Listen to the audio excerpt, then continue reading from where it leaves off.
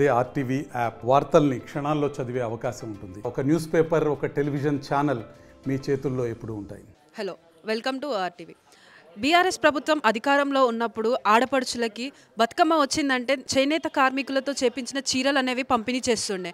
కొంతమంది వాటిని స్వీకరిస్తుండేవారు, మరికొంతమంది అవి క్వాలిటీ లేదు అని చెప్పేసి వాటిని కాల్చిన సందర్భాలు కూడా ఉన్నాయి. మరి ఇప్పుడు కాంగ్రెస్ ప్రభుత్వం అధికారంలోకి వచ్చిన తర్వాత చీరలు కాకుండా మహిళలకు ఉపయోగపడే వస్తువులు ఏవైనా కూడా ఇవ్వాలని చెప్పేసి నిర్ణయం తీసుకుంటుంది.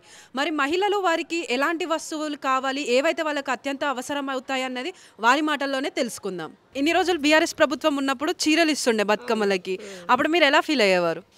అది అంత బాగాలేకుండే, కానీ ఇప్పుడు డబ్బులు ఇస్తే బాగుంటుంది అనుకుంటున్నా. అంటే ఇప్పుడు కాంగ్రెస్ వాళ్ళు చీరలకి బదులుగా ఇంకా వేరే ఏమైనా వస్తువులు, ఆడవాళ్ళకి ఉపయోగకరమైన వస్తువులు ఇవ్వాలనే ఒక ఆలోచనలో ఉందని చెప్పేసి అంటున్నారు.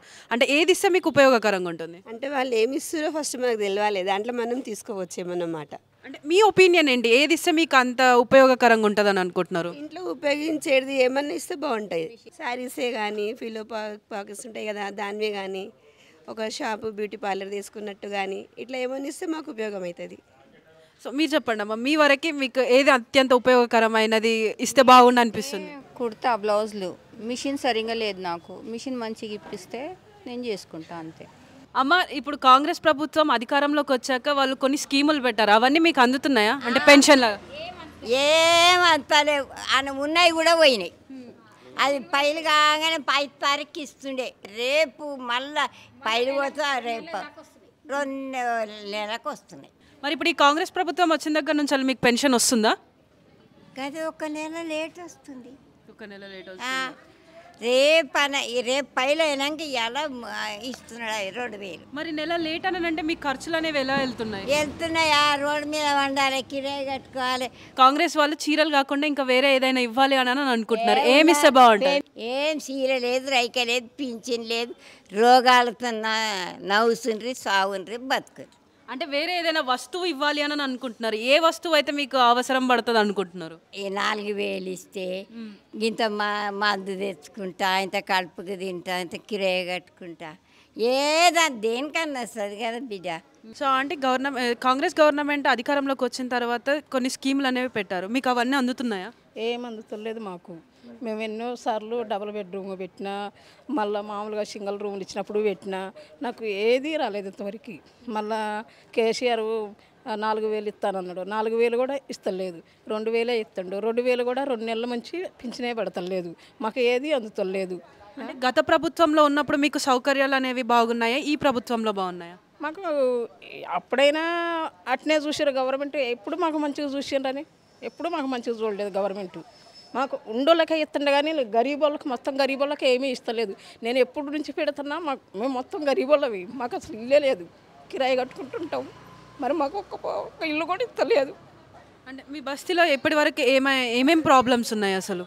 ఏమేమి ప్రాబ్లం అంటే ఉంటాయి, నల్లలు సరిగా రావు ఒక్కొక్కసారి, నీళ్ళు మంచినీళ్ళు వాటర్ కూడా గలీజుగా వస్తాయి ఒక్కొక్కసారి, రోడ్లు చక్కగా ఉండవు.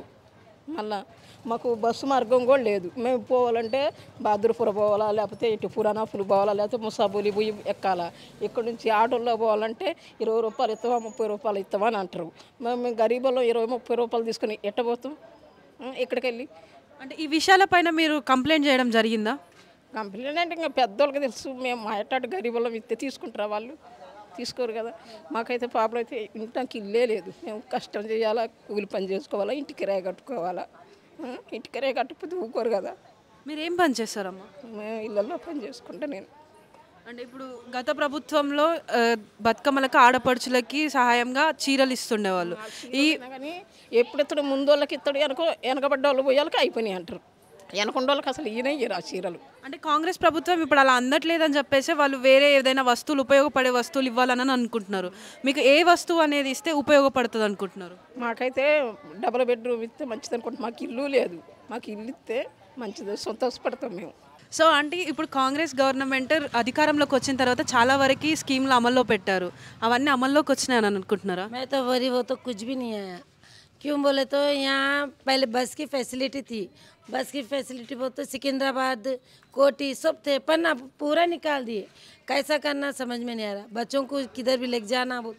अब यहाँ बहादुरपुर एक भी बस थी, वो भी बस निकाल दिए।